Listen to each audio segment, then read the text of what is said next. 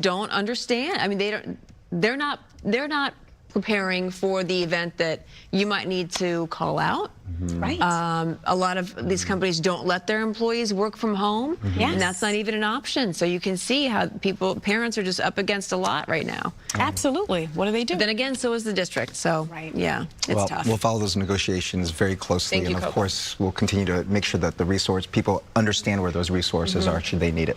Thank you, Coco. Still a major shakeup in the race for California governor. Political analyst and host Mo Kelly with us after the break to break this all down for us. Plus, a street takeover turns violent in Rosemead, sending 4 people to the hospital. We have details on that. First, though, let's get up to Stu for a check on the morning commute. Hey, good morning, Jen and Bob and everybody. Skybox traffic brought to us by My Home Sold. Taking a look at a moderate Monday on the 101. This is going to be Tarzana. This is going to be the southbound lanes that you're looking at right there. So they're coming out of Tarzana heading over to the 405. Is it slow? Yeah, it's definitely not freeway speeds, but we've definitely seen it worse. Oddly enough, though, north is looking kind of the same way. Usually the northbound moving a lot better. So northbound, give yourself extra time. Something's going on for sure. Southbound, looks a moderate drive this morning. Let's take a look at some traffic hotspots. Hello, I'm Adrian Hernandez with MyHomeSold.com, and we want to buy your house cash. We'll give you a cash offer for your house today. Sell your house the easy way with no commissions, no fees, no repairs. For free, no obligation cash offer. Go to MyHomeSold.com.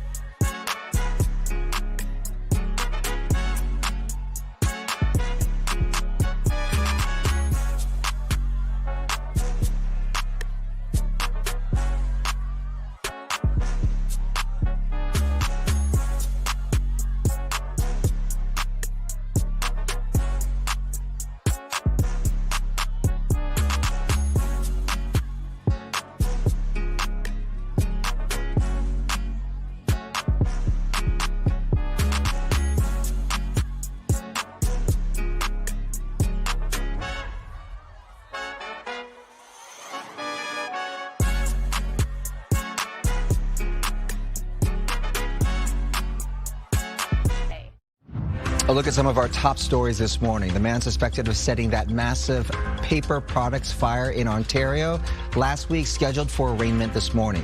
29-year-old Shamel Abdul Karim is due to appear in a Rancho Cucamonga court. Authorities say he expressed frustration with his employer over his pay on social media. State and federal charges there. Also, frightening video out of Van Nuys. Footage appears to show a man carrying a large knife inside of a Norm's restaurant on Woodman Avenue. Police say this all happened around midnight. The LAPD says it received a phone call about an assault with a deadly weapon suspect who is allegedly harassing people with a knife. The video shows the man running away as officers arrive. He was quickly taken into custody. No injuries were reported. A nationwide recall is in effect for Lundberg Family Farms organic jasmine white rice. The company pulling nearly 4,500 cases of 2-pound bags sold at retailers like Walmart and Target. The concern is possible bits of glass found in some bags. Impacted bags have a best by date of February 2027. If you have it, don't eat it. Return it to the store for a full refund. All right, big shakeup here. Congressman Eric Swalwell has dropped out of California's governor's race after a wave of sexual assault and misconduct allegations derailed his campaign. And the allegations are serious. The Manhattan District Attorney's Office says they're now investigating this. Over the weekend, several women came forward accusing Swalwell of sexual misconduct, including a former staffer who claimed she was too intoxicated to consent to their sexual encounters. Swalwell is denying the allegations. And his sudden exit now reshapes the race with less than 2 months until the primary election. Well, of course, talking about the California governorship. Political analyst and host Mo Kelly joining us now to break down what this all means. Crazy times. Good morning. Crazy Yeah, times. absolutely. So, you know, at first Swalwell vowed to stay in the race. His support quickly eroded. Then you have Democratic leaders and donors pulling their support. There's even calls now for him to step down from office. What are the chances that he keeps his seat altogether? Unlikely. You see this swell of support just not only diminishing but running away from him. And there are three major questions here. You asked Jen about the political consequences. I think they are total and catastrophic. This is probably the end of his political career, regardless of whether he's removed from Congress or not. And there's also the legal question. In your intro, it talked about how the investigation has been open as far as the Manhattan DA. That will be second to this. And then there's the third question about how we as a cultural or society are going to respond to this. Now, there were many rumors about his behavior prior to this. So the question becomes who knew what and when and why they did not act in that moment. Right, that's what I was going to say, because you know, Democratic Party, there's vetting process that goes on. There's analysis that happens when it comes to who they prop up as their leading candidate here. So you mean to tell me that nobody saw this coming? There's videos. Well, there are videos, but there's also still a culture in which we don't necessarily encourage women to come forward and tell their stories. And when you're talking about powerful people who have power over other people, then it becomes a question of whether there was a culture of intimidation which preceded this moment. It's one thing to know or believe. It's another thing to be able to put your name on it and stand behind it publicly. But also, if you're Eric Swalwell, you're putting yourself out there as a main candidate here. Yeah, but knowing that you have this. But clearly he felt comfortable and confident enough to be able to exist in this way over a long, extended period of time without consequence. Sure. Right. Want to show you some of the latest polling out there, because leading up to this scandal, he was pretty much the front runner. Swalwell winning with 17%. Here's how everyone else is faring in this poll. You've got Republican candidate Steve Hilton there at 13%. So what does this mean for the gubernatorial race now? Does the party now try to circle the wagons here and try to figure out who is our next? The Democrats are in a very, very bad position because the jungle primary already threw in doubt what was going to happen in June and whether there possibly could have been 2 Republican candidates who had gone to the general. Now you remove Eric Swalwell and you already had a fractured field. There's no way to tell how this is going to turn out because the endorsements were pulled. We don't know if they're going to be reassigned or given to someone else. We don't know where the money's going to go and whether the Democratic Party writ large will be able to coalesce behind 1 or 2 candidates. But who do you see as strongest strongest for the Democrats now at this You have point? Tom Steyer and Katie Porter. Katie Porter's 8% in this poll to Tom Steyer's 11. Yeah, we say strongest. It's relative prior to this. We don't know whether that support is going to coalesce behind Steyer or Porter. But if you use past as prologue, then I would say that Tom Steyer probably stands to gain more than Katie Porter at this point.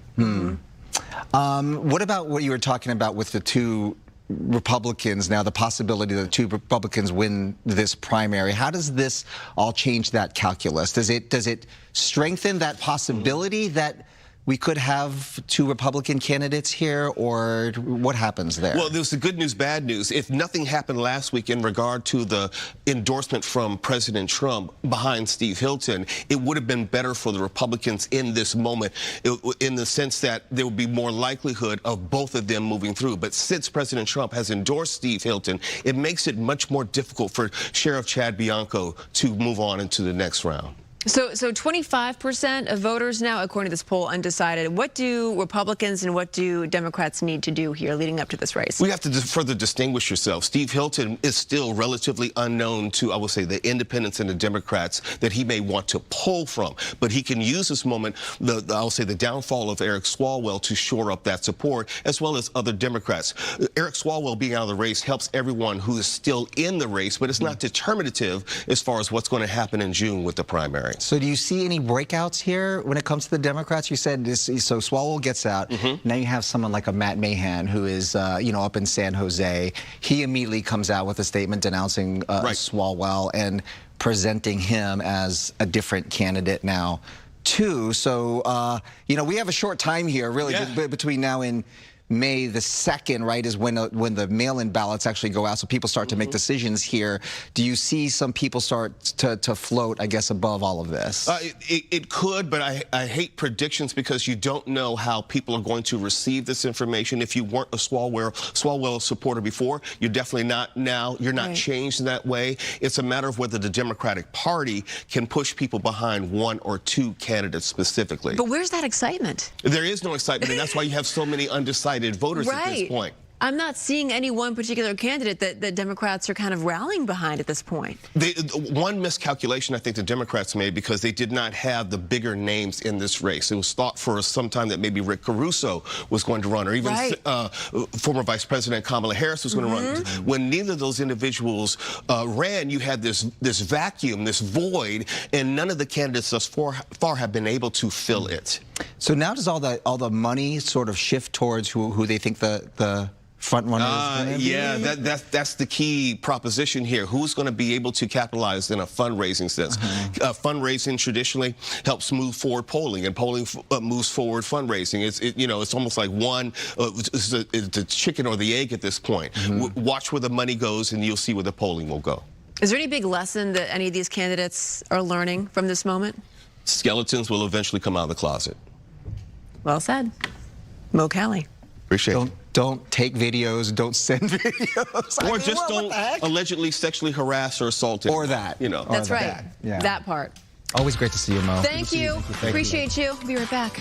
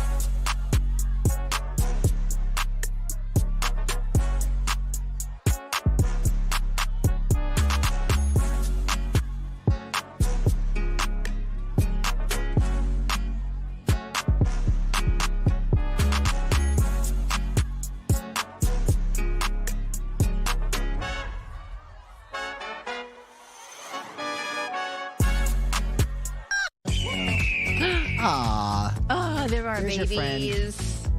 there's your friend. Aw. It looks beautiful up there. Okay, now there's 2 of them, right? That's 1, 2. Oh my gosh, they're getting growing. bigger by the day. No. Look at They got a little bit of snow over the weekend up there. Not a lot, nothing stuck, but it's colder. cuties. I'm sure they just sat on those little chickadees, kept them warm. Gotta keep them warm, right? Oh, well done. Okay, so have you heard about a new work trend called micro-shifting? Let me tell you about it. It's when you have intense periods of being busy and other times where you slow down or take breaks. The trend started during the pandemic era remote work and is now slowly gaining traction in some companies where performance is judged by output and not the hours logged. But experts warn it can hurt teamwork, putting individual schedules ahead of collaboration. Isn't it all about output, though? It's output, Yeah. right? I mean, if you could do it within 3 hours or you could do it within 10 Right. hours, right? That's how it should be. You do you. As long as you get the work done. Right. Just get it done. I don't care how long you're trying to do it. Do you use emojis at work? A new study suggests you might want to rethink that. Like Research. emails? I guess. You know, if you use like Microsoft, whatever, you have the ability to put up. I've seen it Researchers before. found plain text messages without any emojis are consistently rated by coworkers as the most competent and appropriate. A thumbs up might seem harmless, however, using negative emojis like an angry face can seriously damage your credibility. When messaging your boss, experts say the safest bet is just stick to the text. I do feel like some people think that if they are on a text basis with their boss, that it becomes a bit more casual. And maybe they have some Sending out free an reign to emoji, use though, the is kinda- emojis. I did it once, and like I don't. The danger is like you not knowing what some emojis mean. We're not using the right emoji. Right. Like I don't. You know, like sometimes I let's don't see. know what the meanings of some of these emojis are, other than. Send an eggplant to your boss. That's not. You don't want to do that.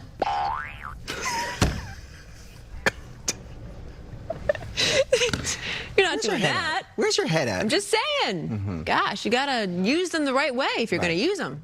Yeah. All right, still ahead. We have the latest on negotiations to avert a possible LAUSD strike. Right, and we also have more on what you should be doing, how you should plan ahead should this happen. We'll have more after the break.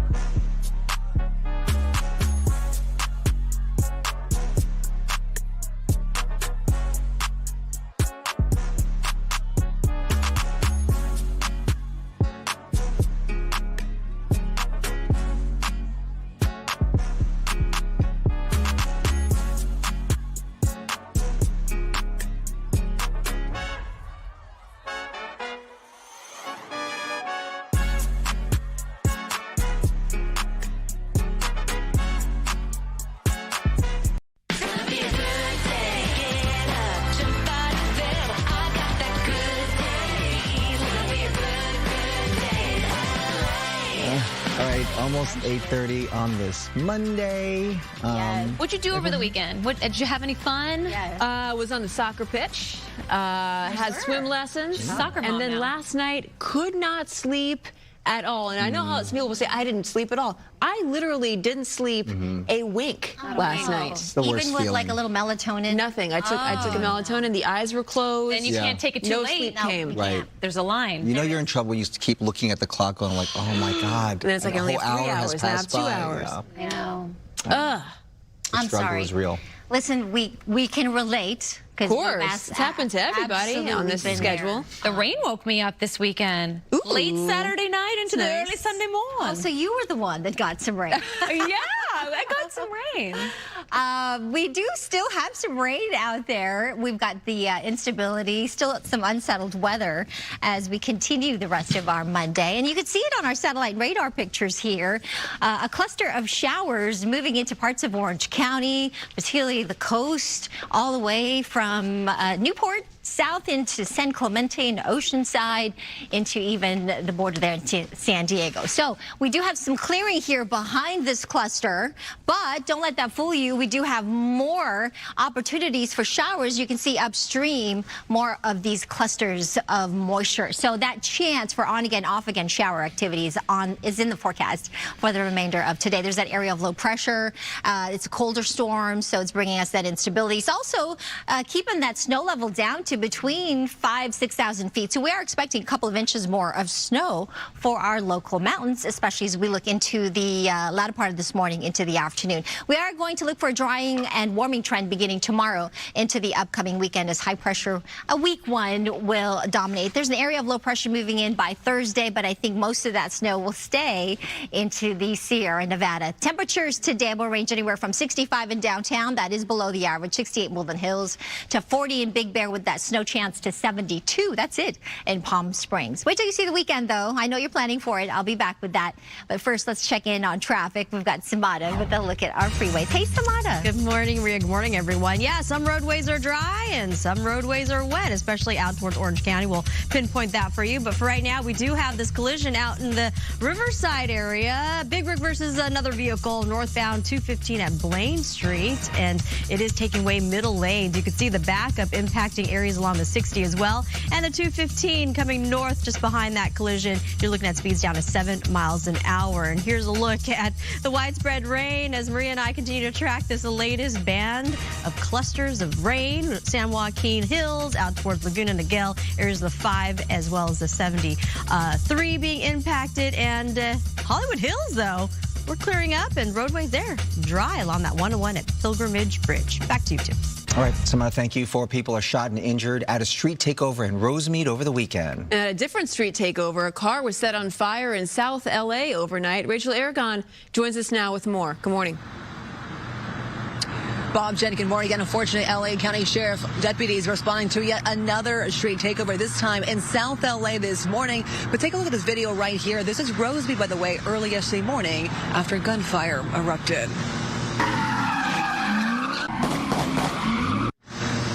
Yeah, witnesses describing that chaos right there as large crowds scattered near Delmar Avenue and Garvey Avenue. Again, this one right here is in Rosemead. 4 victims taken to the hospital but are expected to survive. Well, LA County residents expressing frustration and fear over increasing violence. Investigators saying that the Sheriff's Department is canvassing surrounding businesses for surveillance footage. In the meantime, though, authorities are investigating the incident and reviewing what they have. Well, Fox 11 spoke with LA County Sheriff deputies about what can be done to stop the violence and chaos like you're seeing erupting in the streets. It's just getting the community callers out before it starts building up to a larger crowd where we can't really control it with a few deputies. Well, issue of street takeovers has been an ongoing issue, not just in LA County, but also in the city of Los Angeles. This is Citizens app right here from earlier this morning here in South LA near Compton Avenue and Gage Avenue. You can see first responders responding to a vehicle fire near the incident. Now, all this comes, by the way, after another recent violent street takeover, that one in downtown Los Angeles, not too far, by the way, from Crypto.com Arena, where a crowd smashed windows and forced their way into a luxury apartment building. Well, back here live in South LA as that earlier one is being investigated. As you heard from the deputy right there, the best thing people can do is really report these street takeovers as early as possible. As you can see, they escalate pretty quickly. Reporting live this morning, I'm Rachel Aragon. I'll send it back to you. All right, Rachel, thank you. Major developments now in the LAUSD labor talks. The district reached tentative deals with two big unions over the weekend, including the teachers union. The talks with a third group are expected to resume ahead of a Tuesday strike deadline. Mario is live in Westlake with the latest on negotiations. Mario. Bob, Jen, that deadline still less than 24 hours away if a deal isn't reached with all three major unions involved in these negotiations. Now, take a look. We're just outside Roybal High School, and they just wrapped up a news conference here. Groups ranging from labor advocates to immigrant rights organizations coming together here as negotiations with LAUSD and one of the major unions continue. So take a look. This is where things stand. Tentative deals have now been reached with two major unions, UTLA, representing teachers, counselors, and librarians, and the Associated Administrators Union, that's principals, assistant principals, and school management. And for the UTLA agreement, that tentative deal includes an 11.65% increase in salary over the next 2 years, a starting teacher salary of $77,000 a year. That's up from about $69,000, smaller class sizes in some areas, and a more flexible work day. And the union had been pushing for an average 17% salary increase. Now that means the only union still at the table is SEIU Local 99, the group that represents about 30,000 school workers. We're talking bus drivers, custodians, cafeteria staff, and SEIU has been pushing for higher wages, saying many of their members earn near minimum wage and struggle to afford housing here in Los Angeles. So we just heard from an LAUSD parent through a translator. Take a listen. I had 3 girls in LAUSD. Now I have 1. It is important to make sure that the district is really investing in all of the schools. We know that the LAUSD is not always telling the truth about the funding that is required, and it's important for the 3 unions to stick together and fight for that funding.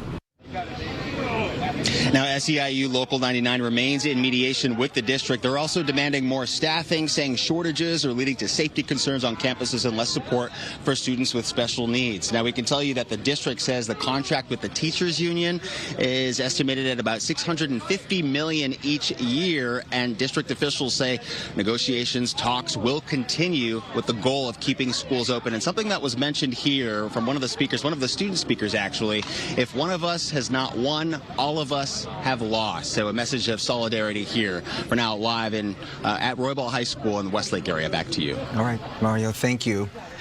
Also making headlines this morning, embattled LA City Council member Curran Price is fighting back in court. On Friday, Price pleaded not guilty to 12 felony counts, including perjury and embezzlement. Prosecutors allege Price funneled nearly $1 million to his wife's consulting firm while voting on city business involving her clients. He's also accused of sticking taxpayers with a $30,000 medical bill for his wife's care while still legally married to another woman. Price remains in office but faces up to 11 years behind bars. If convicted, he is due back in court on June the 5th. Do certain smoking bans really work to lower youth vaping rates? According to a new study from UC San Diego, the answer is leaning more toward yes. Researchers released their findings on Friday after analyzing survey responses from more than 2.8 million students across California. They found that local bans on flavored tobacco products led to a consistent drop in e-cigarette use. And even more good news, researchers found no evidence of youth switching over to traditional cigarettes when they couldn't get their hands on flavored vapes like fruit, candy, and mint.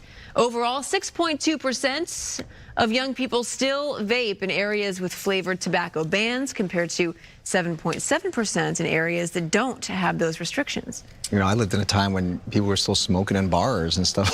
That's right, bowling alleys. I was just smoking in bars, and when they were talking about a smoking ban in a bar, I was like, it's a bar. Why? And then later on, when they actually banned it, I'm like, wow, my clothes actually smell really good. That's right. And then like, I realized, breathe in here. like, why are we smoking in these bars? Yeah. Free music and movies will return to Orange County parks this summer. OC Parks is rolling out its free summer concert series with live music starting on July 9th. From 80s favorites like Flashback, Heart Attack, to tribute shows for Queen, the Beatles, Taylor Swift. There's something for just about everyone. The show is run through September the 3rd at parks including Irvine, Miles Square, and Mason. There will be food trucks, free parking. All you need to do is just bring a chair and enjoy. If movies are more your speed, Sunset Cinema will return to OC Parks on June the 5th. Family favorites like Lilo and Stitch, E.T., and Monsters, Inc. will hit the big screen along classics like Jumanji and Top Gun. Movies play Friday nights through August the 28th with showtimes right after sunset. Arrive early for games, music, and a good spot on the grass. That's fun, Yeah. being outside. I love it. Okay, so think you know everything about your pet? One self-proclaimed pet psychic is wowing her customers. And she's been in town over the past few days working her magic and uncovering the desires your pet wishes they could tell you, but can't. So let's show you what we mean. Big Tony is looking to reunite with his kinfolk. What is from where? The breed. Is he a Shiba Inu? Yeah. He wants to go to a Shiba meetup. He does go to them. You have one here in Philly? Yeah, he really enjoys them. It seems a little strange. Does he think of me as his buddy or as his mom? Yeah, his sister. Alien's pronouns are, I guess, he, they. Okay. Yeah. I can see that. I'm sorry, buddy. He wants to be called Marsha. I like that. Okay. Marsha, this is buddy. He's a real pleaser, and he's happy to be a beta. Okay. Yeah, that's true. Oh, my Gucci. Wow, what do we think? He wants to be called Marsha? He wants to be called Marsha. Okay. Marsha.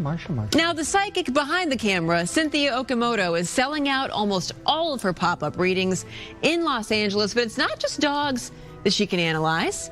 Take a look at the reading for Burger the turtle. Not the turtle. Burger really wants an opportunity to, I think, eat something live. Wow. Yeah. Is that not their natural? No, that makes... Okay, I know nothing about turtles, but yeah, but that's the sense that I'm getting. Oh my God, you know, he wants to see a lake. See a lake? Yeah. I don't know, I guess that's where he lives, like where turtles live or whatever. He's ready to have more visual experiences. Burger the turtle. Okay, it's Cynthia, right? Cynthia Okamoto? Please come in here. Yeah. Please come in the studio. If you're watching, please, we will bring our pets. We will. We don't have any turtles. Someone just but we all of us have dogs. We all have dogs here. And you can ask anything. So Cynthia can help be your pet's voice, so you can give them the happy life they desire. Okay. So after multiple sold-out pet psychic readings in places like Long Beach, Santa Monica, and Inglewood, there's a newly announced event coming up April 21st in Pasadena. We have the location right there on your screen. Take a screenshot, take a picture. To book your session, just go to Little Miss Pet Psychic on Instagram. I want to go. And check the link in her bio. What do you want to know? Everything. Everything. Everything. What would be Pop-up sessions, by the way, are $35. And yes, all pets are welcome. Dogs, cats, lizards, snakes. It's kind of like a Furry Friday for the Pet Psychic. Yeah. What would you want to know? I would just want to know, is there anything I can do as your dog mom to make your life more? How do you know she considers you a mom? How dare you, Roberto? She just My God. She just said to that other owner that you're like a sister. Yeah, sometimes I feel like the other woman with my own husband because she looks at me with the side. When we hug, she'll bark. I want to know if she's jealous. And what do you think that Bandit's thinking? What would you like to know about Bandit? Bandit's all good. That dog has a life. He has no issues. All of our dogs are really treated well. I would say so. Yeah. Does Bandit favor you, Bob? Yeah. I don't know. He likes everyone. Jan favors the man. She's a man's Jan. And I always say to her, don't forget who rescued you from the streets of Long Beach. And I think Sophie actually thinks that I gave birth to her. Oh, that's so sweet. She's very sweet. I love you, Jan. I know you're watching. Entertainment is sponsored by Yamava Resort and Casino. Okay. A new batch of farmers are looking for love in season 4 of Farmer Wants a Wife. Hooey! There's a new romantic excitement this year. You surprise me. I would love to talk to another farmer. This is about me. Wait, what's happening? I don't know if her intentions are pure. Not going to say anything about that. You have to watch. Ooh, Kimberly Williams Paisley back to host the 4th season of Farmer Wants a Wife. On April 21st, right here on Fox, we get to meet 3 new farmers. It's a major change from previous seasons. We only have 3. Now we've got a produce farmer, a corn and soybean farmer, and a rancher and former rodeo athlete. Let me tell you something. Give me that produce farmer. If I was a single lady, give me that farm to table. I want some free bell peppers up in here, please. Peaches. Yeah, that's right. Strawberries. Broccoli. Strawberries. Give me that. You're not for the soybean? I'm going to pass on that one. Pass on that one. Some good tofu. Good tofu, yeah. You wouldn't want a ranch hand, somebody who can. I did think about the around a little bit. You know what I'm saying? Like the Yellowstone of it all, for sure. Yeah. And maybe I would say to him, "You the birthday." You the birthday. Because TikTok has a viral phrase. Everyone's talking about it, including Forbes. So you know it's real. You got to know it's real. It's you the birthday. We were saying it this morning, but here's a good explanation. To explain it, basically, right, if you're confused about you're the birthday, it's an analogy. So if someone says you the birthday, think about a birthday. What do we know about a birthday? What are the characteristics of a birthday? It's exciting, it's grandiose, it's great, it's lit, it's fun, it's popping, it's a vibe. You the birthday. Yeah. So people did a remix online. I want to read these to you. He keeping you a secret, you Victoria. You accept anything, you the terms and conditions. The terms and conditions. Once a month, you got to be the rent. He only talks to you at night, you the prayer. Yeah, somebody who doesn't post you online, you the draft. Yeah, you want to criticize, you're the Yelp. Yeah. So I want to say, for example, Jen, you're sweet, petite, and solid. I'm the sprinkles? You the birthday cupcake. You're the cupcake. But not all of those were references to the birthday. Right, that's the remix. Yeah. Bob, you like to divide us. You the separate checks. You always want to be the contrarian. You the separate checks. Maria was complaining about this, and what did you say? Jen? What did you say? Oh, you're the Yelp. You're the Yelp. Yeah. Sumata just likes to laugh. You the clown. I love that. You? I feel like you defun. You defun. I'm the invite. Amanda is defun. The invite? I'm the invite. No, you're for a pun. She's a post headline. Yeah. Amanda, you the pun. I'm the pun. I'm the hashtag. Yeah. There you go. I'm the hashtag. Okay. And all of you watching, you the birthday. Oh, you the birthday. Always and forever. Yeah. We have a lot more coming up. This is not going to become a thing. It already is a thing. It already is a thing. You the last call. Yeah. You the birthday. You the birthday. Good Day LA Traffic, sponsored by Jacob and Ronnie, and call jacob.com. What's not so much the birthday. We've got some traffic troubles. Take a look outside. We do have this ongoing issue, unfortunately. Semi versus a vehicle northbound side of 215 at Blaine Street. CHP is on scene handling the matter, but the backup is still there, so you want to make sure you add on extra time and drive extra carefully because we do have some rain across some of our local roads and making it slick across areas of the 5, Mission Viejo. And speaking of Mission Viejo, look at this, guys. It is coming down. Jen, Bob, Amanda. Sumata, we have a new one for you. County. You the ride share. I'm the ride share. You tell us how to get around. You're the ride share. That's right. At some other traffic hotspots. Be careful out there, guys, in Orange County. I looked up and just ran. Maybe we need to seek somebody who does have the expertise to be able to guide us through the process. If you're getting to an accident, you're in good hands by dealing with Jacob and Ron. Call Jacob.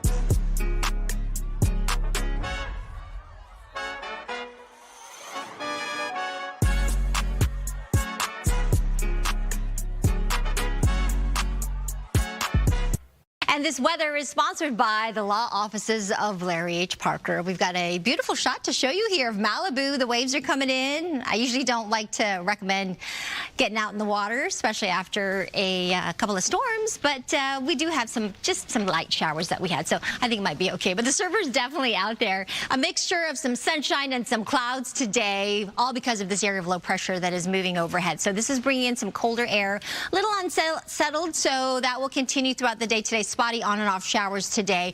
Gusty winds and some mountain snow up above 5,000 feet. It will be drying and warming beginning tomorrow into the upcoming weekend. So we're just going to get through today with those rain chances. Right now, a cluster of cells moving into parts of Orange County. But these areas shaded in the purple color, winter weather advisories remain in effect, at least until this evening, and then an air quality alert through parts of the Coachella Valley. If you're headed to the beach, 2 to 4 foot sets, really from Ventura south into San Diego. Those temperatures on the sand in the mid to upper 60s, depending on where you are. We've got the shower chances, and then drying out tomorrow. We'll be back to the 70s just in time for the weekend. Weekend plans look good. Maybe you're headed to the desert for weekend 2 of Coachella. It does look good. I'll show you in a sec. 65 for downtown LA today, getting back to the upper 70s this end of the week and the weekend. 68 for the valleys, Inland Empire with some scattered showers. Look at the 80 returning by the latter part of this week. 40 degrees in Big Bear, up to near 60 by this upcoming weekend. And watch the snow today.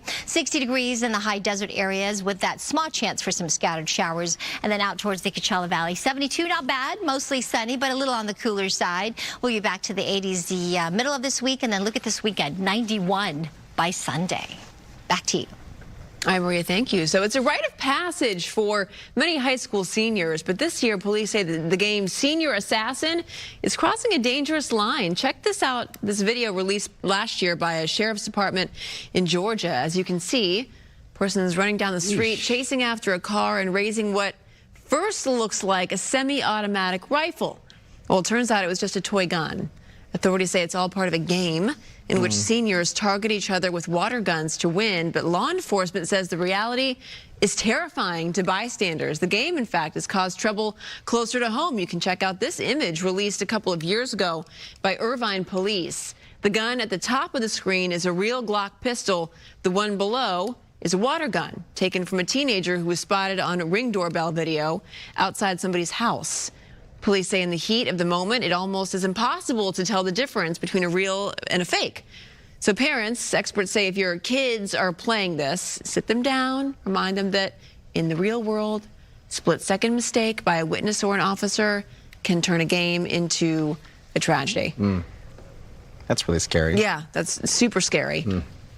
The FAA is cracking down on major airlines over alleged drug and alcohol testing violations. The agency is proposing a $255,000 fine against American Airlines and more than $300,000 against Southwest. Officials say employees who tested positive for substances like alcohol, cocaine, and methamphetamine were allowed to return to safety-sensitive duties without completing required follow-up testing. The FAA calls it a serious safety issue. Both airlines have 30 days to respond to the agency's enforcement actions. All right, so who said playing video games would never get you far in your career? The federal government is targeting this unique demographic for air traffic control jobs. The FAA says it's targeting gamers in their new campaign looking for next generation of air traffic controllers. More than 200 million Americans play video games, and according to the FAA, transferable skills like multitasking, spatial awareness, and problem solving can help air traffic controllers stay focused and manage the complexities of the role. You can't make a computer do kind of the chaos that you can see just coming at you from all the directions at all the same time that you can see in live traffic. We're looking for, the most qualified candidates that we can get our hands on. And again, doing that through better outreach, better advertising. So the agency discovered through exit interviews with controllers that many use gaming as a tool. They say games help them think quickly, stay focused, and manage complexity.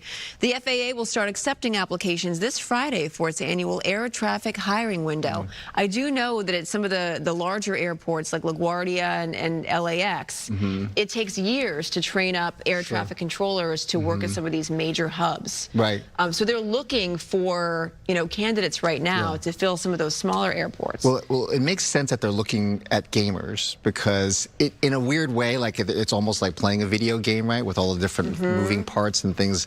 But again, it's a tool. Of course, you're using, it's real planes and real people, but yeah. It shouldn't be, let's hire this guy who plays video games for like 17 hours a day.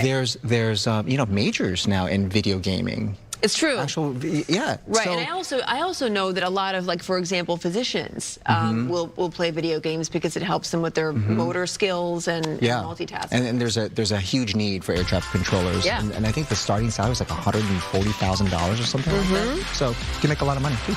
All right, we'll be right back. Sandra and Roxy are here after the break. 9 o'clock hour is coming up next.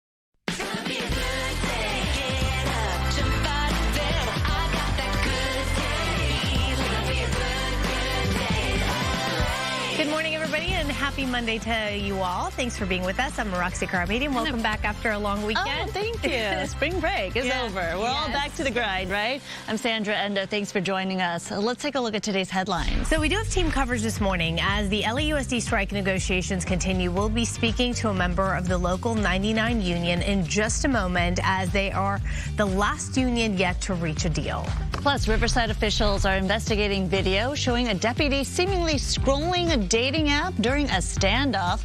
We have the details on that. And how was everyone's Coachella or Couchella? What did you like? Maybe what did you not like? I'm going to talk about Justin Bieber's performance and why it maybe perhaps underwhelmed thousands of fans. But first, Maria, does this weather underwhelm you or overwhelm you? I'm kind of neutral because you're medium well. I'm the medium well. I thought Justin was great. I saw some of the social media posts with him performing. I don't know. I guess I'm a believer. I'm one of those believer fans. We did have some light showers out there this past weekend, but really it was yesterday, last night, looking at some of the showers that's falling now through parts of Orange County, headed into San Diego. So the 5 freeway right now, particularly wet because of that cluster of shower cells. We've got more upstream, as you can see here, but it'll be hit and miss. So on again, off again shower chances scattered today, and then we will look for a drying and warming trend beginning tomorrow into the remainder of the week. But it is chilly out there. It is only 55 degrees in Ontario, Corona, San Bernardino, 59 downtown LA, so mostly in the 50s. Big Bear is 34, just above freezing, 67 in Palm Springs. Palm Springs and the Coachella Festival was a little on the cooler side. In fact, today's high there in the low desert, just 72 degrees. 60 in the high desert with slightly more chances for showers. Snow chances up into the mountains today, like Big Bear, a couple more inches. 68 for the valleys and the Inland Empire to just 65 for downtown LA and Inland Orange County, 64 along our coastline. I'll show you the rest of the forecast when I come back. Back to you.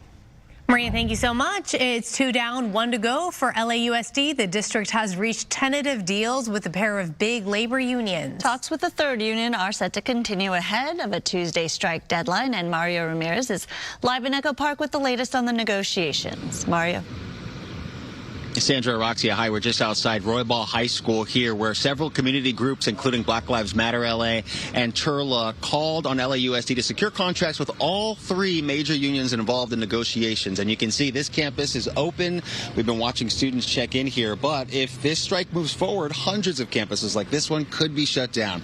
So take a look. Tentative deals have now been reached with 2 major unions, UTLA, representing teachers, counselors, and librarians, and the Associated Administrators Union. So we're talking principals, assistant principals, and school management. For UTLA, the tentative deal includes a nearly 12% increase in salary scale over 2 years, a starting teacher salary of $77,000 a year, up from about $69,000, smaller class sizes in some areas, and a more flexible work day. And the teachers union, we should mention, had been pushing for an average 17% salary increase during negotiations. So that means the only union still at the table now is SEIU Local 99, that group representing about 30,000 school workers, including bus drivers, custodians, cafeteria staff, and special ed assistants. And we heard from a parent through a translator a short time ago here as the countdown continues, who said she's prepared for the strike even with breakthroughs with those 2 other unions. Tuve 3 niñas en LAUSD. I had 3 girls in LAUSD. Now I have 1. It is important to make sure that the district is really investing in all of the schools. We know that the LAUSD is not always telling the truth about the funding that is required, and it's important for the 3 unions to stick together and fight for that funding. Now, the deal reached with the Teachers Union, we're getting a little more information. So it adds more than 450 new positions, including counselors, school psychologists, and social workers. The agreement also expands resources for immigrant students, black students, achievement programs, and community schools. And for the first time, teachers would get 4 weeks of district-paid parental leave. Now, the Teachers Union, UTLA, responding with a statement that reads, in part, the flexing of our collective power forced LAUSD to direct significant funding into critical priorities identified by UTLA members. Now, back out here live, another look at this campus, Roybal High School. The countdown continues, and this morning the threat of a strike remains, with teachers and administrators vowing to walk off the job in solidarity if a deal isn't reached with service employees. For now, that's the latest here. I'm Mario Ramirez. I'll send it back to you. All right, Mario, thank you. And that clock is ticking for the third and final union and the district to reach a deal. So how are those negotiations going? Yeah, let's get into that right now. Here to weigh in is Santos Robles, an IT technician at LAUSD and a member of the SEIU Local 99. Good morning to you, Santos. Thank you for being with us this morning. Hi. Good morning, ladies. I'm glad to be here. Yeah, let's talk about it. What is the latest status report that you are hearing from negotiations? Well, we are currently negotiating and working on hours for employees, because we have some employees who only work 2 hours. We're also trying to make sure that contracting out of district jobs is not done. There are about 300 rifts to our union membership, 224 just in IT. And we feel that cutting back all these resources is not the right time. Our contract is, in my opinion, is taking longer because we have more issues to address. We have a lot of insecurities within our union membership. We have food insecurity, housing insecurity. Now we have job insecurity. So we have a lot more to fight than just for the money, let's say, just the money to raise. So a lot of us are lifers. We work in our products of LA Unified School District. So we're just trying to make negotiate a fair contract where people are actually appreciated for what we do. And again, giving an employee 2 hours a day of work when people know that there's more hours available, it's not acceptable. I was going to say your union is unique because you encompass so many different types of work, caregivers, cafeteria workers, custodians. So each has its own issue. What's the main sticking point if it's not necessarily the salary? Is it the hours? Are you working on a guarantee for that? Yes, we're trying to get a guarantee of hours and benefits to the membership. And we're also trying to do other things like for busing and trucking. We want to change language in the bidding process so things are more fair done based on seniority and things like that. So the biggest sticking point still, I believe, is the hours guarantee. We have employees who work 3 hours and 45 minutes so that they don't work that extra 15 so that they don't qualify for medical benefits. We don't think that's acceptable. We have employees who don't have pay steps. So whatever they make is what they make as long as they're there. So if they're there for 10 years, they'll never get a step up other than if we can guarantee or negotiate a raise that is respectful of the work that we do. Everybody understands that it's very expensive to live in Los Angeles. So we live where we work and we send our children to the schools that we work in. So by cutting back resources and by not providing adequate jobs in order to cut back on benefits, we're not accepting that anymore. Maybe that's the way it used to be, and it still is, but we're going to change that because that's not acceptable. All right, we appreciate your time and understand the issues at hand. Just real quickly here, are you prepared to strike, though? Or are you guys close to a deal? Let's just say we're about the halfway point, right? So we're ready to strike. We're prepared. We haven't stopped. There's no change of plan. The only way the plans can be changed is by meeting our demands, which we know are not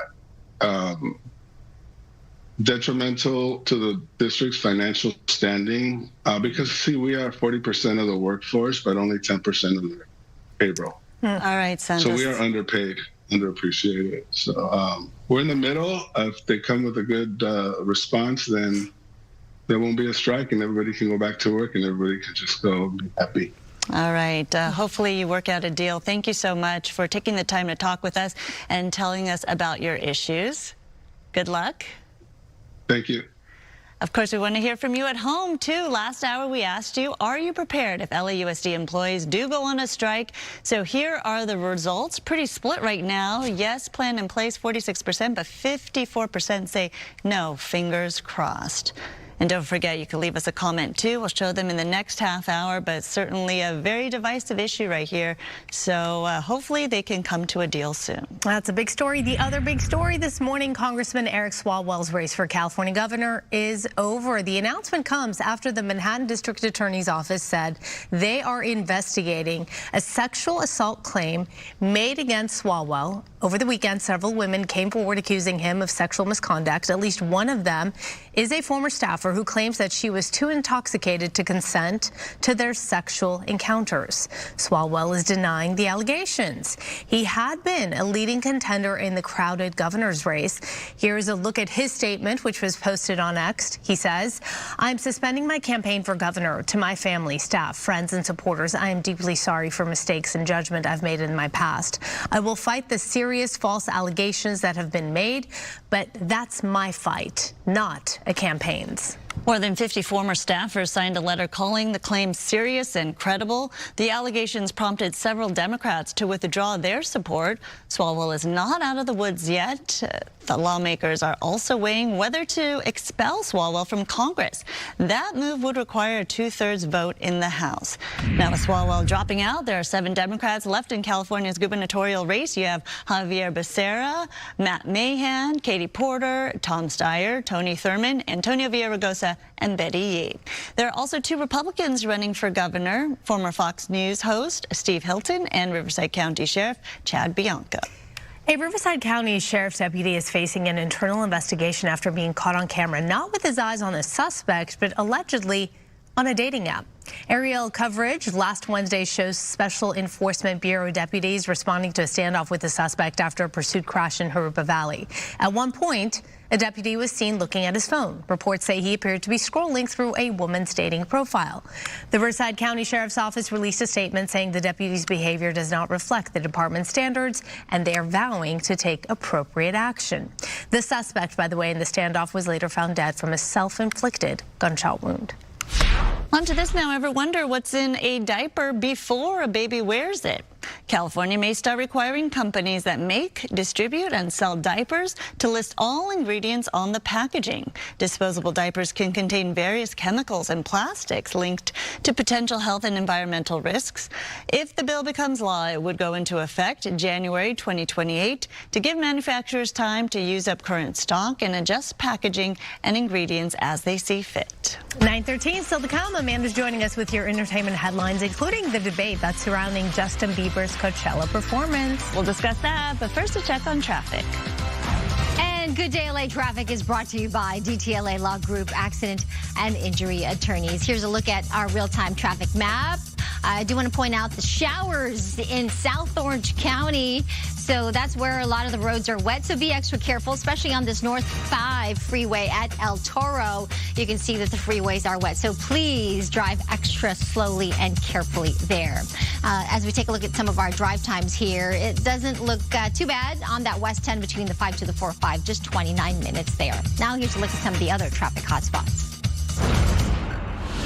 This broadcast is locally sponsored by DTLA Law Group, Auto Accident and Injury Attorneys. Have an injury? Text Injury Help to 40222 or visit us online at calldowntown.com. Message and data rates and usage may apply.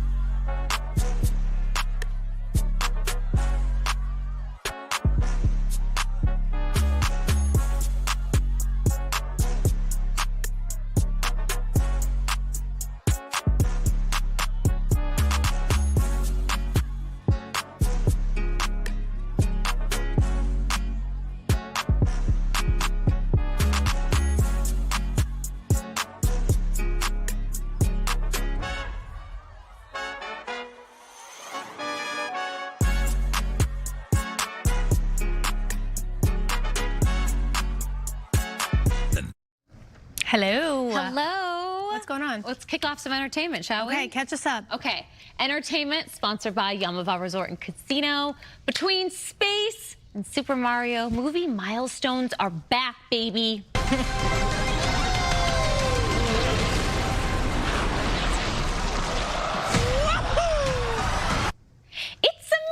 Mario. Super Mario Galaxy and Project Hail Mary have fueled the biggest January to April revenue gains since COVID. Super Mario has made $600 million worldwide in just 2 weeks, and Project Hail Mary has crossed the $500 million mark worldwide with those ticket sales in only a month. Yeah. That's big. It's pretty impressive. I think it goes to show that if you build it, they will come. Yeah. It's not about movie theaters dying. People will flock to see films on the big screen if it draws the crowd, which I think is the kids right now. And timing, because it was spring break. So timing, location, yep. location. And speaking of the crowd, in the city, remember you used to drive a Yukon, a pickup whenever you call, in the parking lot in Tucson. There's my girls. Justin Bieber, he may get his peaches down in Georgia, but he gets his cheers right here in Indio, and he got paid $10 million for a 90-minute Coachella comeback, but he did receive some backlash after he played some YouTube videos during his set.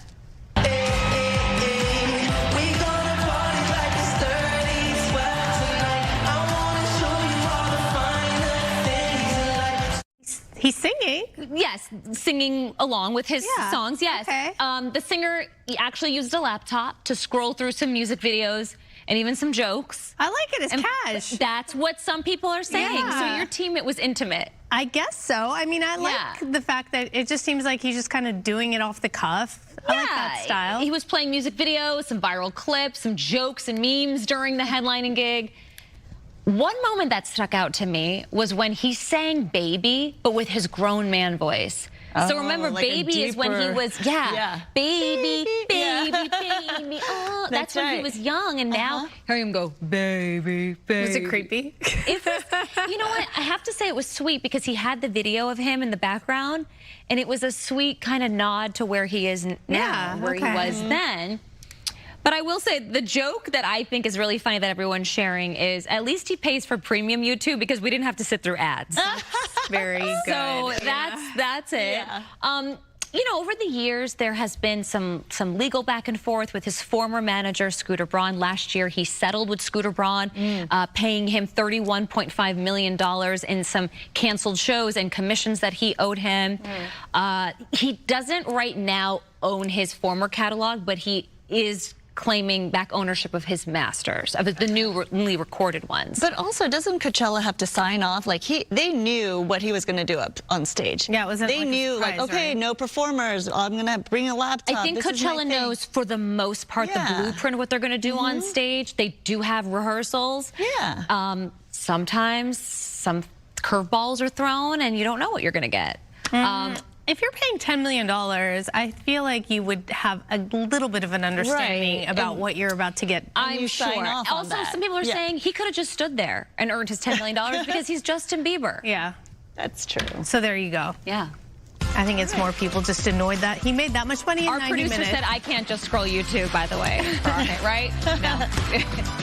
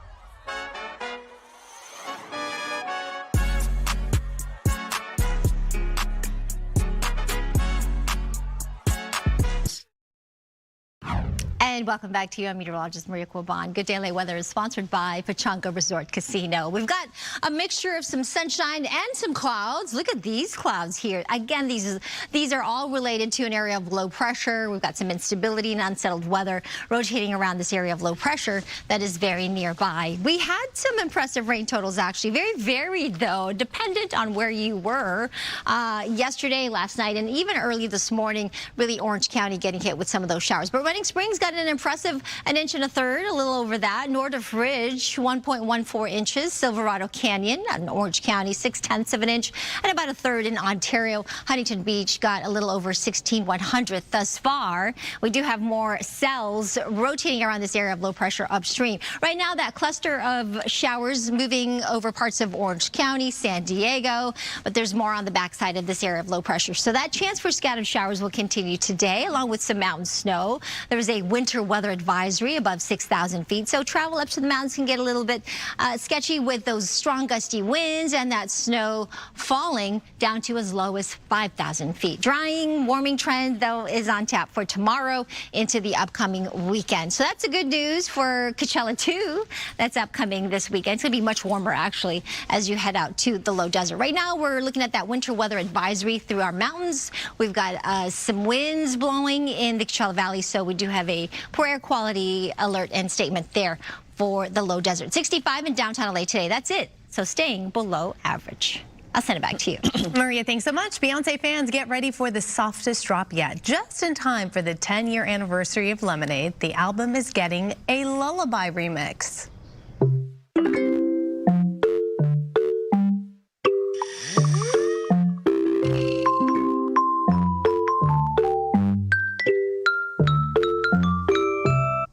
What do you think? I love it too. This new version from Lullaby brand, Rockaga Baby, swaps out her powerful vocals for soothing sounds like bells, chimes, and yes, indeed, you heard xylophones right there.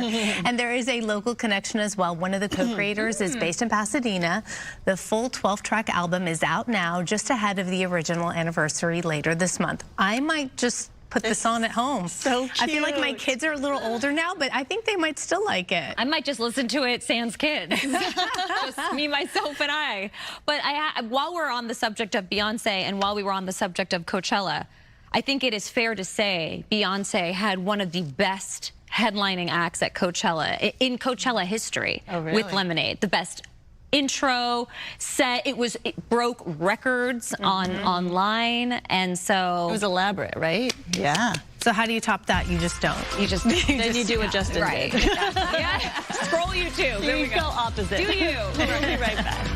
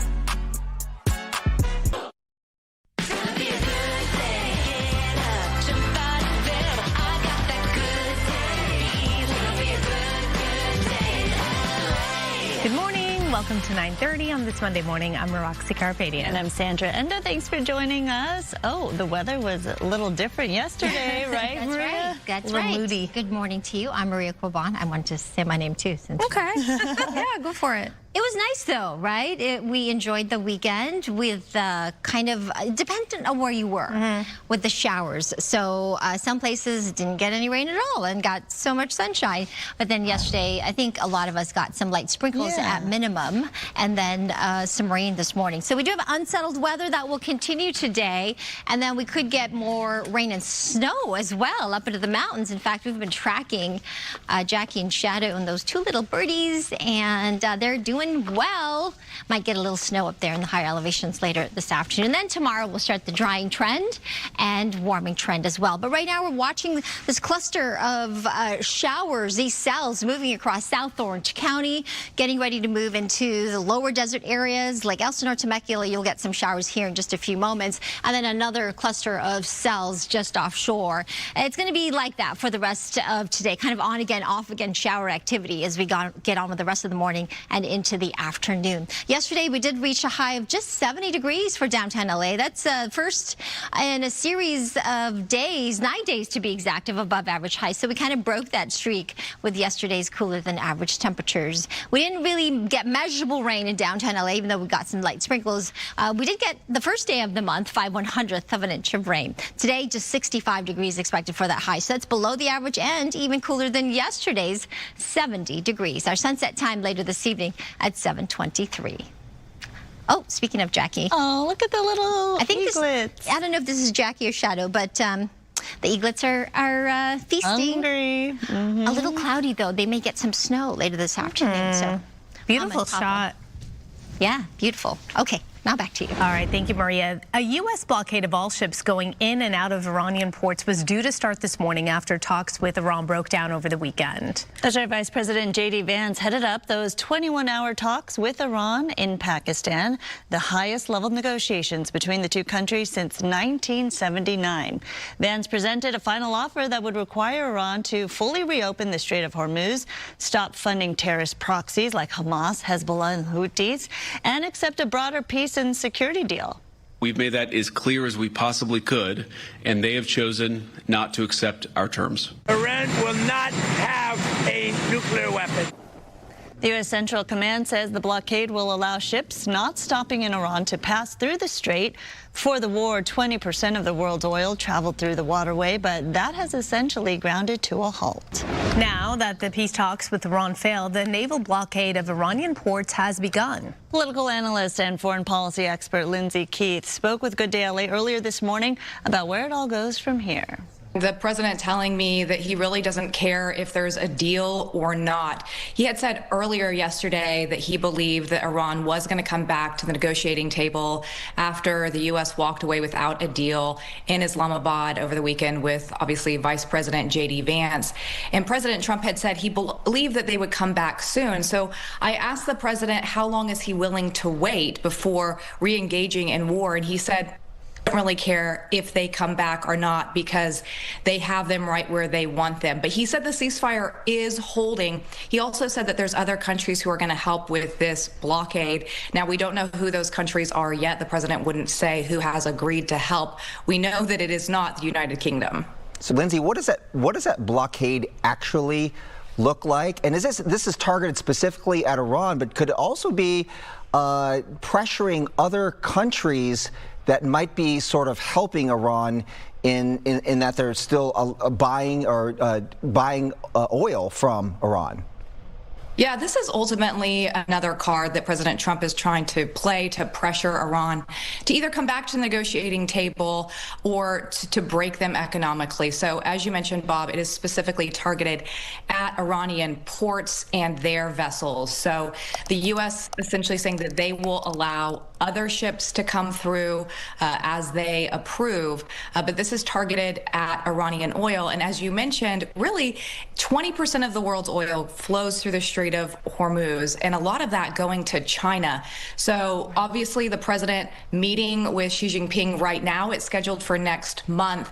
It's unclear if they knew that this blockade was going to take place and how China is going to respond.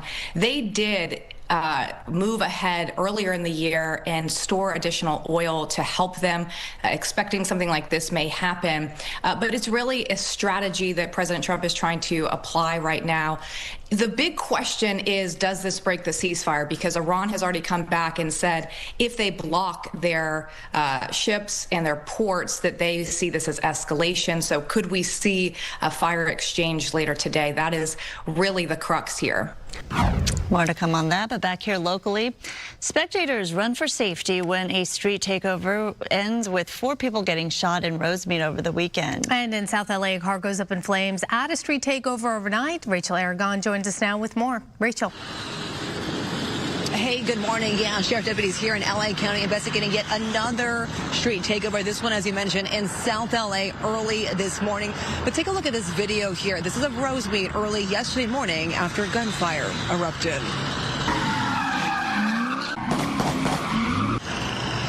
Yeah, that chaos right there as large crowds scattered near Delmar Avenue and Garvey as well. 4 victims again were sent to the hospital in Rosemead, but again, they are expected to survive. Well, LA County residents expressing fear and frustration over the increase in violence on the streets. Investigators with the LA County Sheriff's Department canvassing surrounding businesses for surveillance footage, reviewing that as well as we speak. But all this comes, by the way, after another violent street takeover happened in downtown LA near Crypto.com Arena not that long ago, where a crowd had smashed windows and forced its way into a luxury apartment building. Well, LA Mayor Karen Bass at that time condemning that incident in downtown LA and calling for increased patrols and enforcement. And if you start mayhem, you will be arrested. We have zero tolerance for breaking windows and running amok. Well, Sunday's takeover, though, outside of LA city limits is still drawing renewed political attention. LA mayoral candidate Spencer Pratt posting a response on X, tweeting, "This happens in Los Angeles all the time. When I mayor," he says, "every person in the video will be in an orange jumpsuit, filling potholes, picking up trash, and polishing LA sidewalks." The issue of street takeovers has been popping up here and there across the county and in the city of LA. Well, this is Citizens app video from earlier this morning about that South LA street takeover I was just mentioning. This one again near Compton Avenue as well as Gage Avenue. Now back here live in South Los Angeles, we've also spoken to sheriff deputies who said the best thing that the public can do is really report these takeovers early if you can, because as you guys can see, they really escalate quickly. Reporting live this morning, I'm Rachel Aragon. I'll send it back to you. Yeah, things get out of hand so fast and so dangerous. All right, Rachel, thank you. So we've been talking about this all morning, right? Actually, we've been talking about it since last week. An LAUSD strike means so much more than just no school for kids. It leaves so many parents strapped for resources. That's right. Coco McAvoy here with ways that family can get some help if they do, in fact, go on strike tomorrow. Right. And I mean, a lot of people are looking for help. We're even talking about families that depend on special needs services because those services won't be the same, of course, during a potential strike. And this is all starting as early as tomorrow. Countless parents and guardians of LA Unified students will need things like childcare and meals for their kids if the 3 unions representing nearly all school workers go on strike and shut down the schools. So here's what you really need to know. To help families, LAUSD announced resources will be in place through Friday. Those resources include 30 schools that will be designated as free distribution centers for grab-and-go meals and food programs. Here are just a few in each region of the district, starting in the northern region. Canoga Park Middle School and Monroe High School had those grab-and-go meals. In the southern region, Markham Middle School and Dorsey High School. In the eastern region, Hollenbeck Middle School and Maywood Academy High School. In the western region, Webster Middle School and Los Angeles High. LA County and other communities are also offering produce or free snacks for families during school closures. You don't have to register to participate. Here are the 3 food centers where families can get that fresh produce. We have the addresses on screen for you along with the times as well. It's called the Monday Market. That's going to be in Canoga Park. Wednesday Market is in San Fernando. And Friday Market is in Pasadena. Now to childcare. This is a really big one. Several local organizations are stepping in to provide supervision. The Boys and Girls Clubs of Metro LA and the Challengers Club will be open from 8 a.m. until 6 p.m. Many at no cost, but of course you're going to need to call to confirm availability. The district is also providing free community-based options for parents with kids between the ages of 6 and 17. But the providers cannot accommodate kids with moderate to severe health issues or kids under the age of 4. LAUSD did launch an emergency resource website just in case the strike happens tomorrow. It's schoolupdates.lausd.org.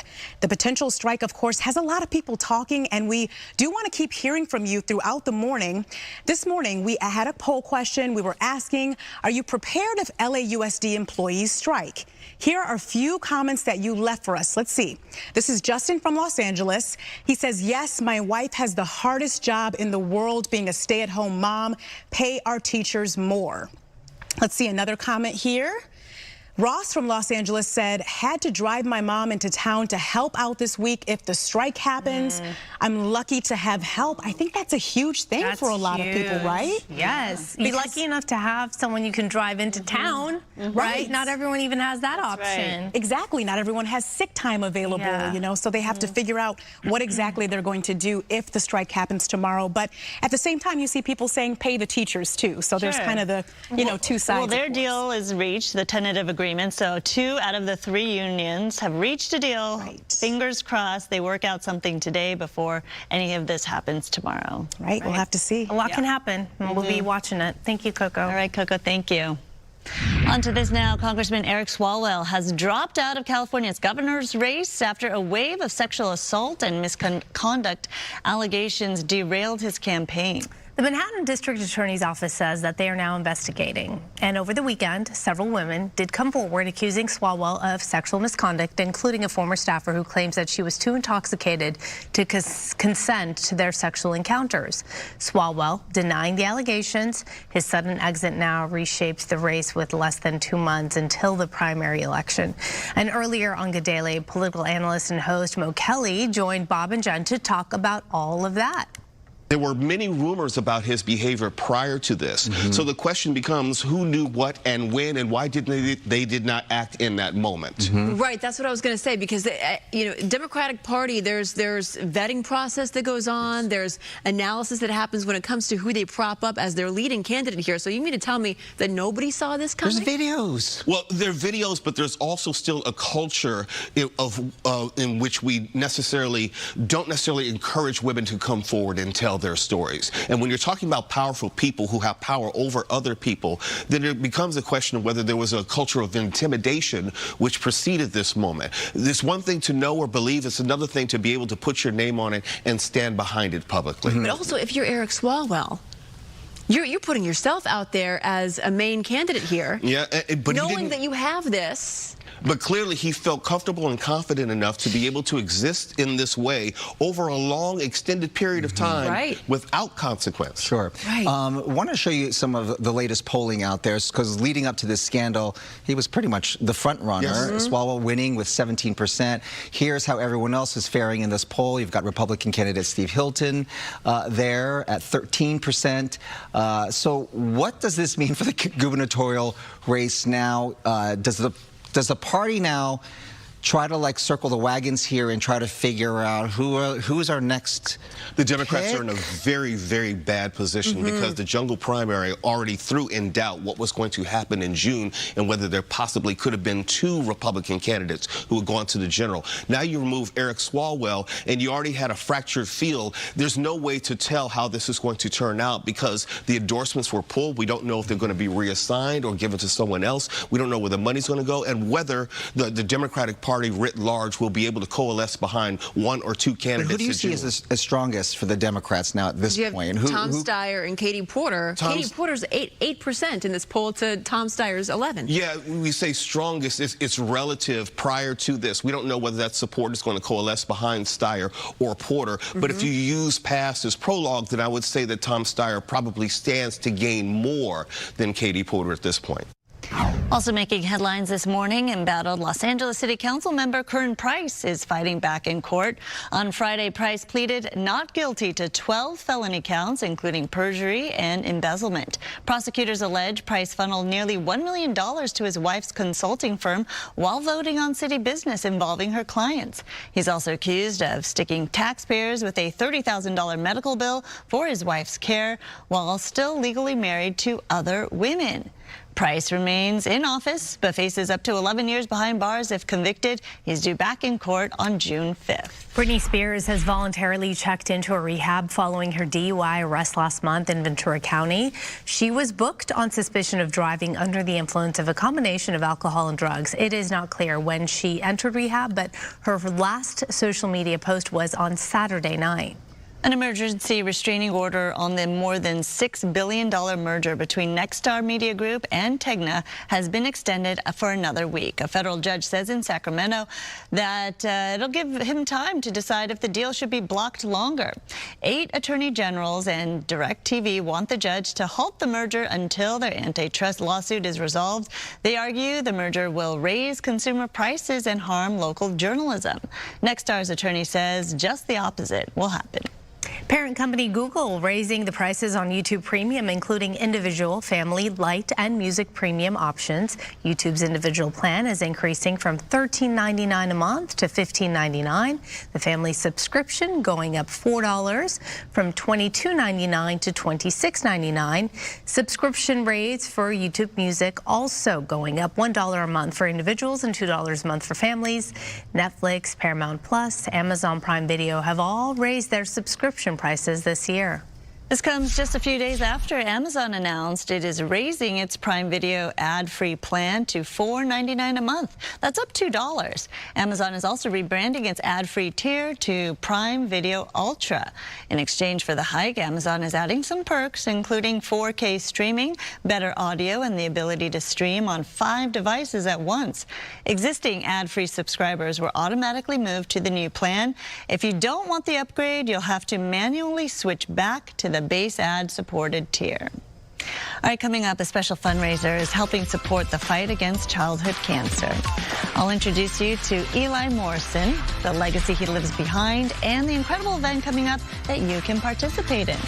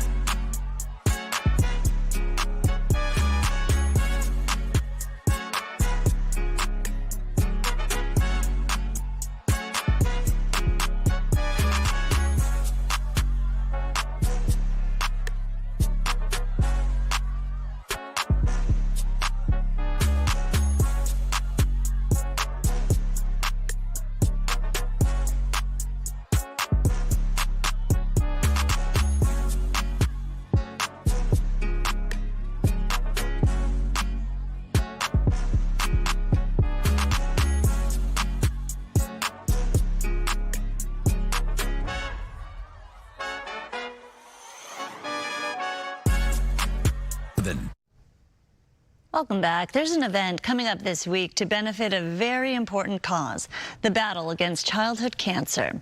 Little Eli Morrison was diagnosed with a rare bone cancer called Ewing sarcoma at just 6 years old.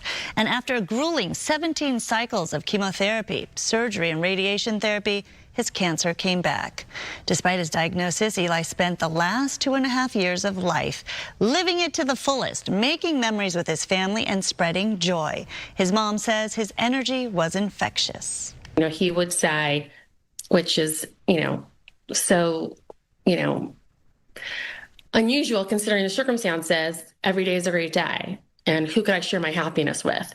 And he was really, I don't, the word inspiring is so overused, but really, I always say, got us through the entire time because we were with him and we just couldn't imagine him not surviving because he just had this unstoppable quality about him.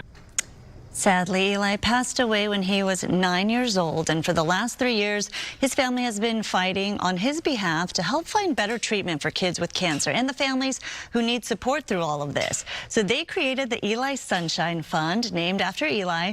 Only 4% of government cancer research funds are directed towards pediatric cancer. So a special Mother's Day shopping event is happening here in Los Angeles. This is Thursday, April 16th, this week. It's featuring women-owned businesses. It's a place to do some shopping for a great cause because a portion of the proceeds do go to Eli Sunshine Fund. So for more information, check out that website right there, the info on your screen. You could go to info@elisunshine.org. So far, their foundation has raised roughly $2 million to help find a cure. And it is such a disparity, the amount of funding that goes towards pediatric cancer as opposed to regular cancer. As Amanda, has been educating us. I've followed Eli's journey from the time of his diagnosis, and he is just a ray of light. He lived life to the fullest, without a doubt. He would go to the beach and find joy and happiness in that. He would go try to, meet the mayor of New York City. He said he wanted to be mayor one day, and just how did you find him? Through family, friends, and through social networks. I know his mom, and just being a mother of kids, and she has another son, so also the support of a sibling is very difficult. But they're trying to make sure that his legacy lives on and do something more for families who need it. So please support if you can. Check out elisunShineFund.org. Oh, I'm sorry. Yeah, I can't speak. I know. It is very tough. And Maria, a lot about this issue as well. Everything that's involved in being a caretaker and just going through that journey with somebody. Absolutely, and funding so necessary. So if you can find it in your budget to donate, so that we can continue the research and they can continue the research and find a cure, particularly for pediatric cancer. Yeah, absolutely. Sandra, thank you. Okay, let's go to this. The Futurecast will show you some of the shower activity that we have been talking about all morning. It's going to be quite light, spotty, on again, off again shower activity today, even some mountain snow as we take a look at this area of low pressure that is still nearby, giving us this unsettled weather. And then as we get through today, things are going to improve, especially as we get into tomorrow afternoon and the remainder of the week. We are looking at some drier conditions, and we're going to get a chance to warm up as well. Back up to not just average by midweek, but above average as we get to the end of the week and this upcoming weekend. We still have some winter weather advisories here for the mountains of LA, Ventura County. We're even expecting some snow for the San Bernardino Mountains as well. So please be careful, extra careful driving up to the high country today with that snow. Blowing sand and dust as well through parts of the Coachella Valley. So there is an air quality alert there for that. Temperatures on the sand will be in the upper 60s, mid to upper 60s, with surf heights 2 to 4 feet. And as we look at our 7-day forecast, you'll see the progression, that warming trend after today. 64 along the coast, we'll get to those upper 60s to mid 70s by the time we get to this coming weekend. 65 degrees for downtown LA with some scattered shower chances still, but drying out as we can get into the end of the weekend coming up. Really beautiful. 68 in the valleys and the Inland Empire. We'll be back to those mid-70s by Thursday and then 80s as we get to the weekend. The mountains will get some light snow today and then drying out tomorrow. The high desert 60 degrees with just some leftover chances for scattered showers. I think there'll be less chance today in the low desert, but it is still going to be on the cooler side with that 72 in Palm Springs back up to the upper 80s to low 90s this weekend. Back to you. We are in the middle of April, so here is your reminder. The clock is ticking to get your taxes in. The filing deadline is this Wednesday. You can file for a 6-month extension by midnight, April 15th. However, the extension is only to file, not to pay. You still need to estimate and send that payment by the deadline to avoid interest charges. For more information on extensions, you can go to irs.gov. Ahead of the 4th of July holiday, Coca-Cola is getting a patriotic look with a whole new branding. Take a look at these limited edition mini cans made for all 50 states, plus D.C. and Puerto Rico. All of this for America's 250th birthday, which each design features a local symbol, as you see there, like a surfer for California or cheese for Wisconsin. The collectible cans will be available throughout the year. You can also scan a code on the cans to win prizes like exclusive merch or even a new car. Very nice. All right, coming up at 10 o'clock, boxing legend Manny Pacquiao joins us live inside the studio to talk about his return to the ring and his life beyond boxing.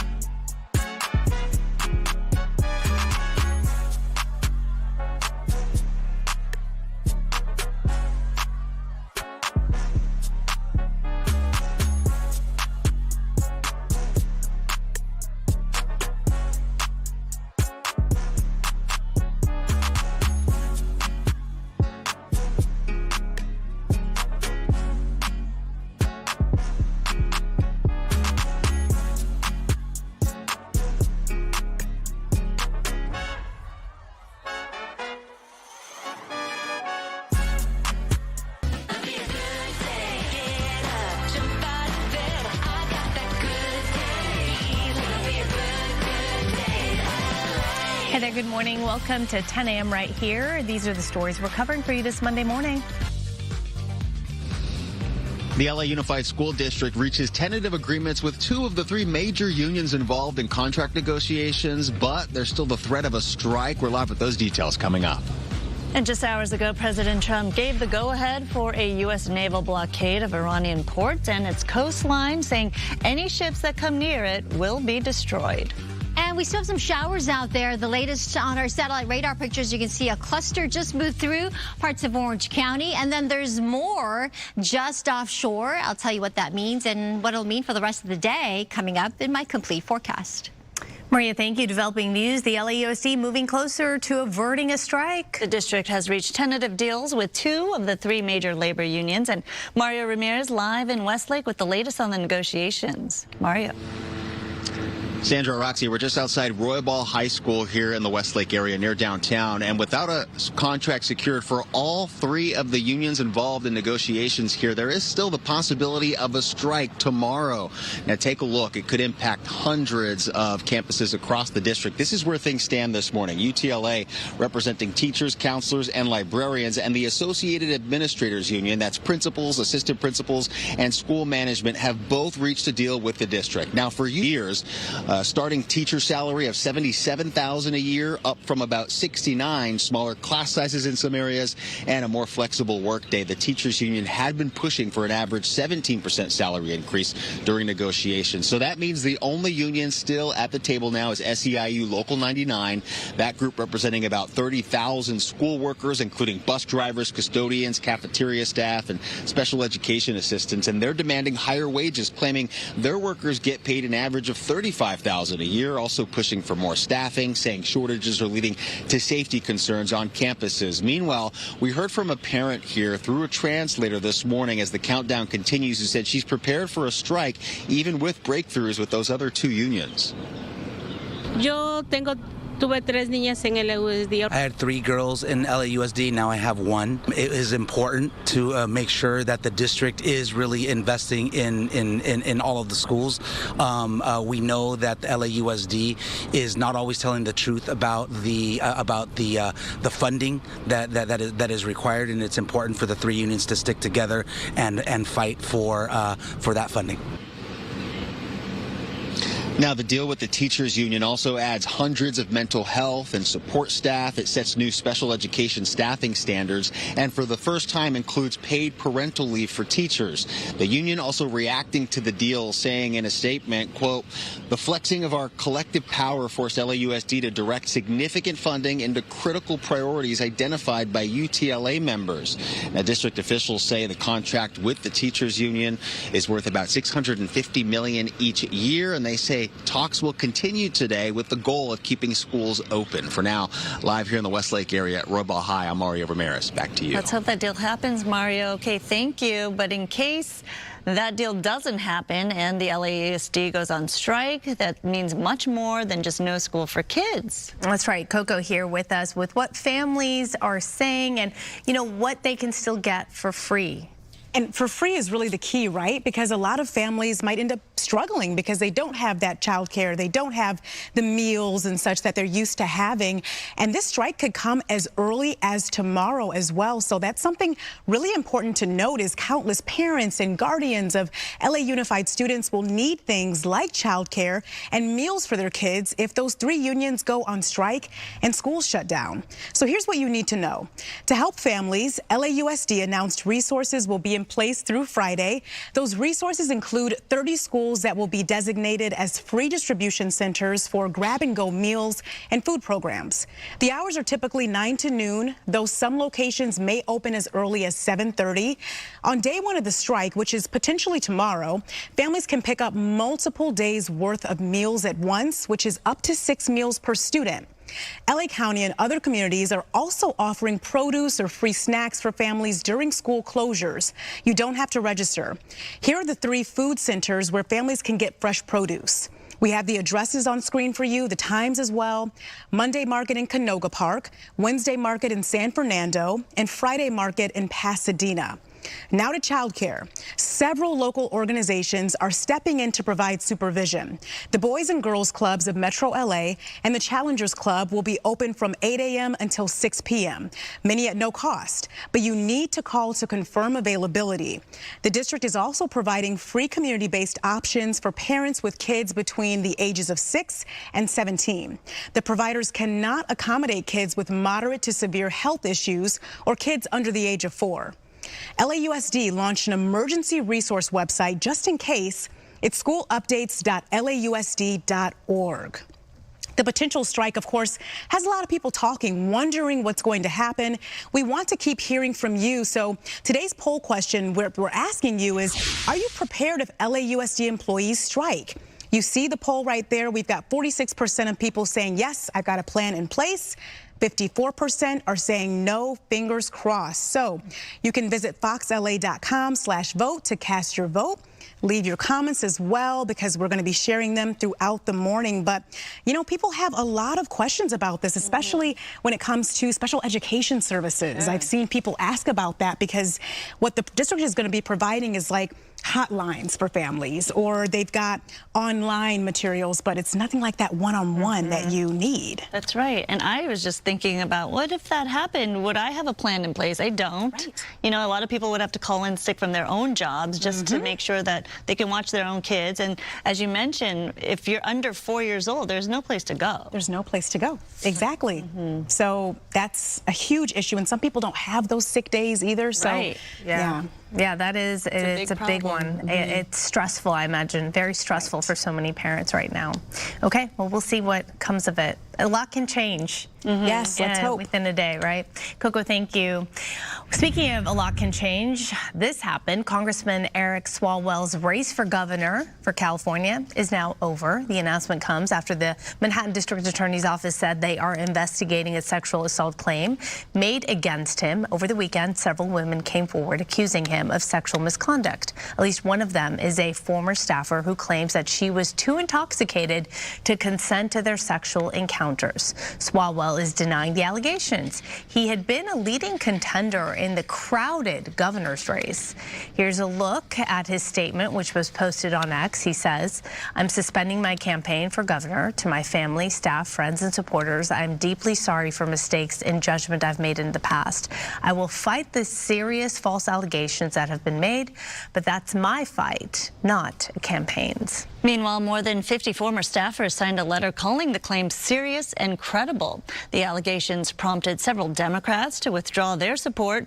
Swalwell is not out of the woods, though. Lawmakers are also weighing whether to expel Swalwell from Congress.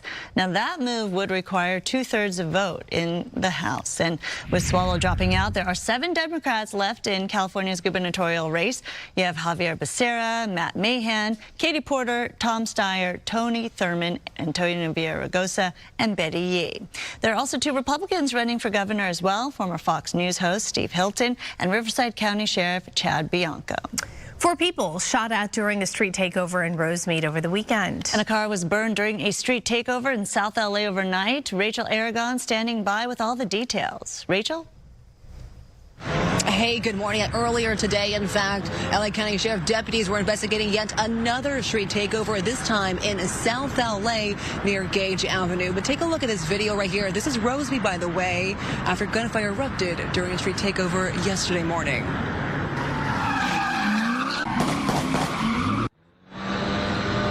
Yeah, chaos erupting there as large crowds scattering near Delmar Avenue and Garvey Avenue in Rosemead. Now, 4 victims were taken to the hospital, but they are expected to survive. Well, LA County residents, as you can imagine, expressing fear and frustration over that increasing violence. Investigators, though, with the LA County Sheriff's Department canvassing surrounding businesses for surveillance video to investigate.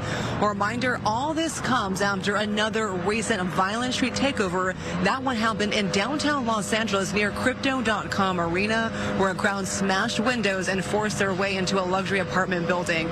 After that one happened, LA Mayor Karen Bass condemning that incident and calling for increased patrols and enforcement. And if you start mayhem, you will be arrested. We have zero tolerance for breaking windows and running amok. Well, Sunday's takeover, though, outside of LA city limits is still drawing renewed political attention. LA mayoral candidate Spencer Pratt posting a response to the Rosemead one, saying on X, quote, "This happens in Los Angeles all the time. When I'm mayor," he says, "every person in this video will be in an orange jumpsuit, filling potholes, picking up trash, and polishing Los Angeles sidewalks." The issue of street takeovers, we know, has been popping up across the county and the city of Los Angeles. This is Citizens app video, by the way, from earlier this morning about that street takeover I mentioned in South LA near Compton Avenue and Gage Avenue. You can see first responders there responding to a vehicle fire near that very incident. Now, back here live in South LA this morning, again, we also heard from sheriff's deputies who said the best thing the public can do is report those street takeovers as early as possible because they do escalate quickly, as you guys can see. Reporting live this morning, I'm Rachel Aragon. I'll send it back to you. All right, Rachel, thank you.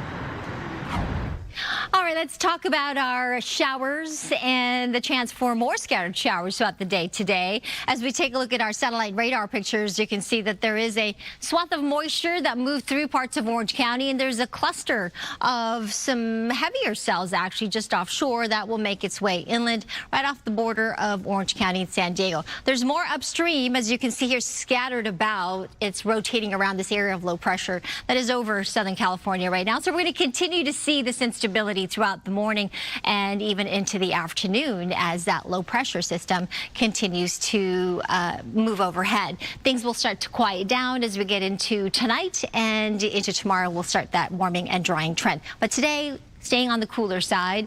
Temperatures right now ranging from the 50s in Pasadena, still 57 degrees there, 59 in Burbank, to that 57 in Riverside, 63 in downtown LA. Big Bear's 36 degrees right now with that chance for snow this morning into the afternoon. High temperatures ranging from 40 eventually there in Big Bear. There's a winter weather advisory for some hazardous driving conditions up into the mountains. We do have some gusty winds, and of course that snow can impair your vision and visibility. So please be extra careful. 72 degrees in the low desert. Just a slight chance for some showers there, about a 10% greater chances in the high desert, but even greater into the valleys today with 20 to 40% chance. Downtown LA, maybe we'll get some measurable rain today rather than just some light sprinkles, but that high on the cooler side, 65 to that 64 along our coast. I'll show you the extended outlook coming up in just a few moments. Back to you. Maria, thank you. New this morning, President Trump has ordered the U.S. military to blockade all Iranian ports in an effort to force Tehran to reopen the Strait of Hormuz. The order went into effect about 3 hours ago. Before the war, 20% of the world's oil traveled through the waterway, but that has essentially grounded to a halt. The U.S. military now blockading all Iranian ports.